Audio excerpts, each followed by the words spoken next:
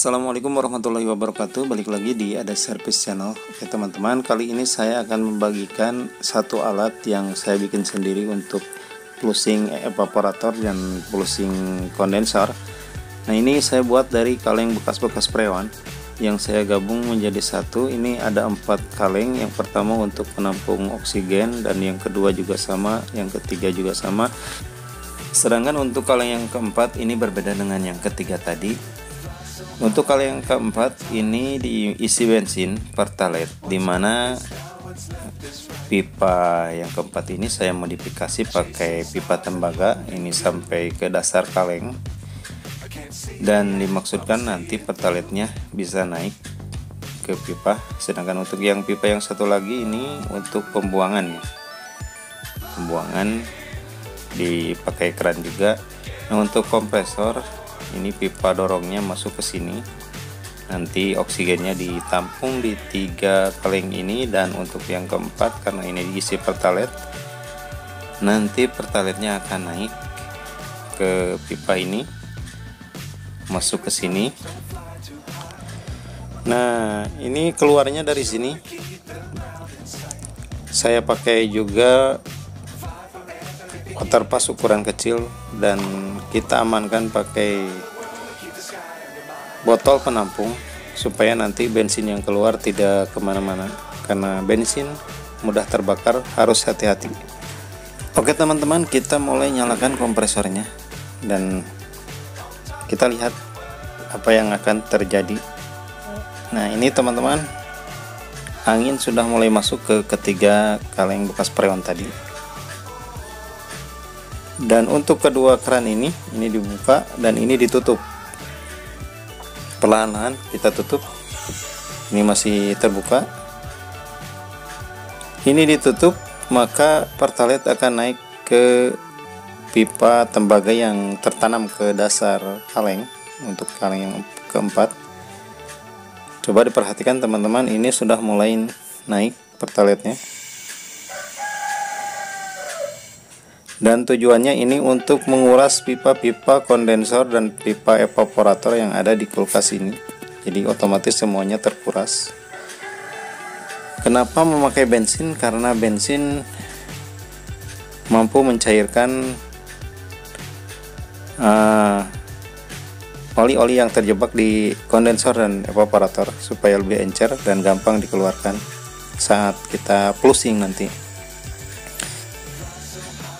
Dan kenapa ini dibuka tutup? Karena tekanan dari kompresor dikhawatirkan terlalu besar, jadi jangan terlalu terburu-buru untuk menaikkan pertalite ke atas.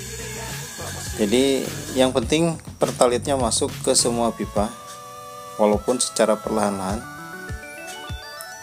Dan untuk teman-teman, kenapa ini saya cabut? Karena tekanan dari ketiga kaleng sudah lumayan besar. Kita tinggal tunggu saja sampai benar-benar pertalite-nya naik dengan tekanan yang ada di kaleng-kaleng. Nah, ini sudah mulai naik perlahan-lahan. Biarkan sampai semua pertalite yang ada di kaleng keempat naik.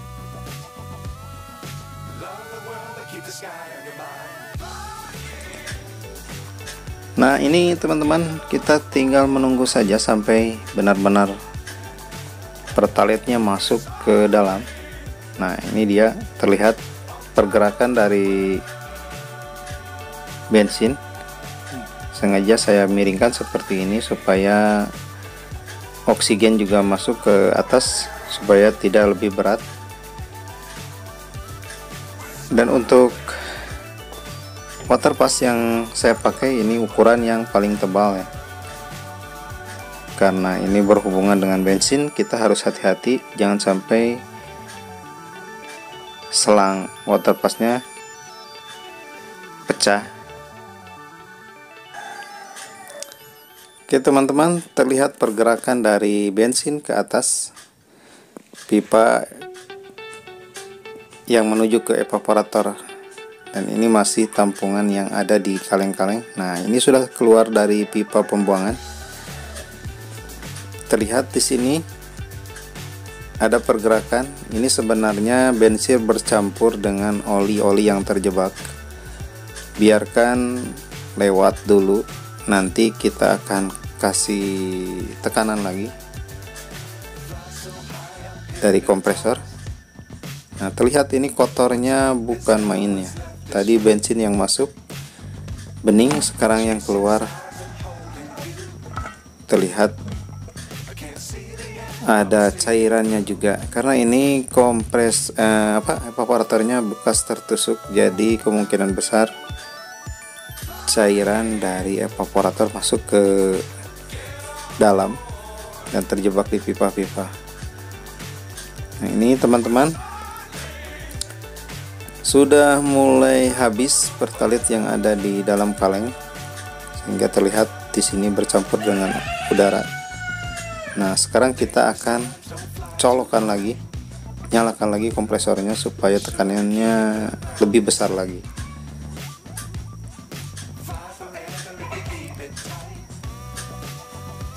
Oke, nah ini sudah terlihat water passnya juga sedikit membesar. Nah, hati-hati, cabut lagi, biarkan lagi sampai tekanan di kaleng masuk. Nah, terlihat teman-teman, kotoran-kotorannya sudah mulai keluar.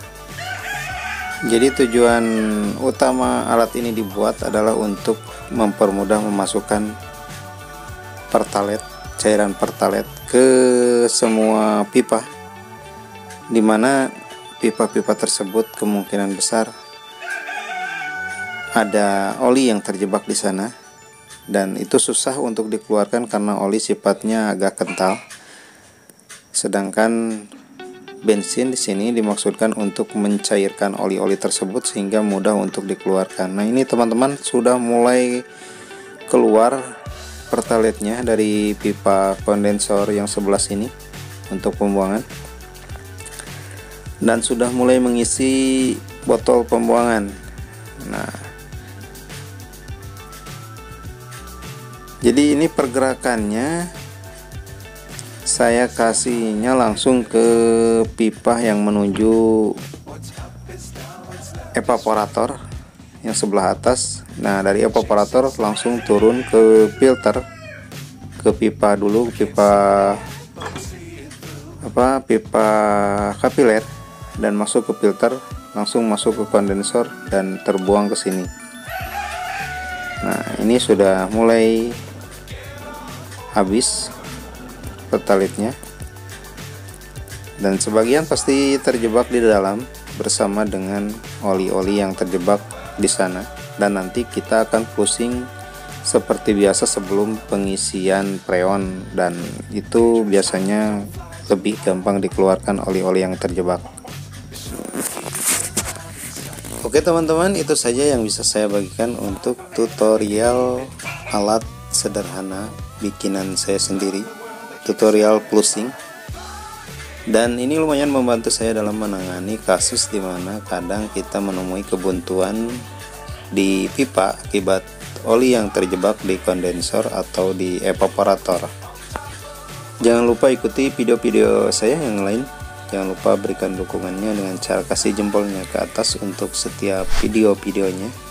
Subscribe channelnya, nyalakan notifikasi loncengnya supaya teman-teman teknisi pemula tidak ketinggalan updatean terbaru dari ADS Service Channel.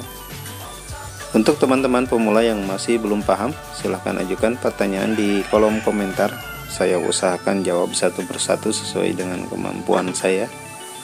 Dan jangan lupa untuk teman-teman, seandainya ini bermanfaat, silahkan share sebanyak-banyaknya ke teman-teman lainnya supaya sampai kepada yang memerlukan. Akhir kata saya ucapkan terima kasih. Wassalamualaikum warahmatullahi wabarakatuh.